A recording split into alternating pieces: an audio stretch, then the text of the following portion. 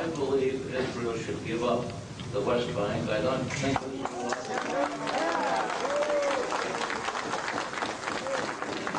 ought to abide by the UN resolutions. It was the UN that brought Israel into existence in occupied territories. It was the UN that said no nation shall ever increase its territory by force. I think Israel ought to abide by that.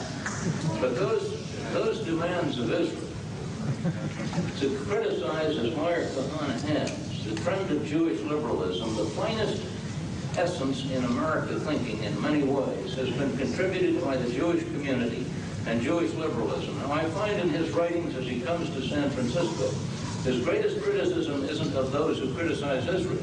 It's of fellow Jewish leaders who preach liberalism and human rights for the Arabs as well as the Jews in Israel.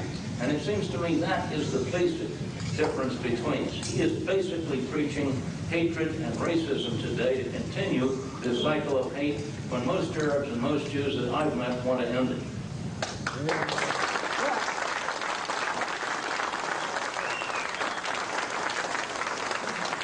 Rabbi Kahane, 2 minutes to rebut on how should the world respond to the latest acts of Arab terrorists.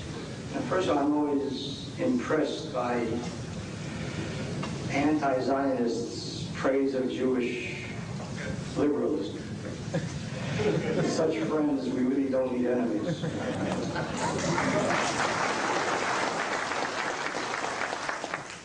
fact of the matter is, whatever the Jewish leadership in this city or other cities may think of Meir Kahane, they know that when push comes to shove, they'll stand with Meir Kahane and the Jewish people against their enemies.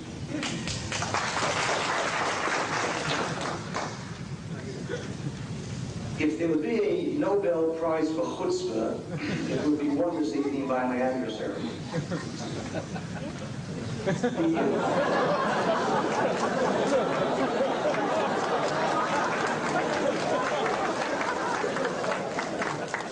Goal. Can you imagine? The Arabs begin 5 wars with us. They turned down the UN resolution of 1947. They turned it down. We accepted it.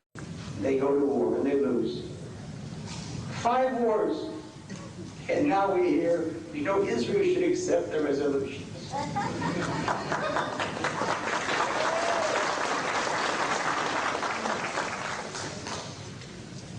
Such people love Jews after every Holocaust. Well, let me tell you something, and learn it now. After 2,000 years of having enjoyed the benefits and amenities of living under you, thanks but no thanks. If you start a war and you lose, you lose. You don't go back to go. You start the war and you kill our soldiers, and 6,000 Jews were killed in 1948, fully 1% of the entire country. And now you have the gall to tell us that we have an obligation to accept that which Arabs didn't?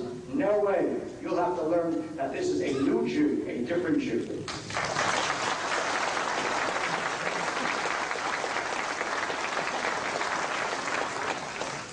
Moving along. Mr. McCloskey, your views as to how Arab terrorism should be combated if and when it hits the United States. I think you treat Arab terrorism like you treat any other terrorism. If it's a crime, you treat it as a crime. If an act of terrorism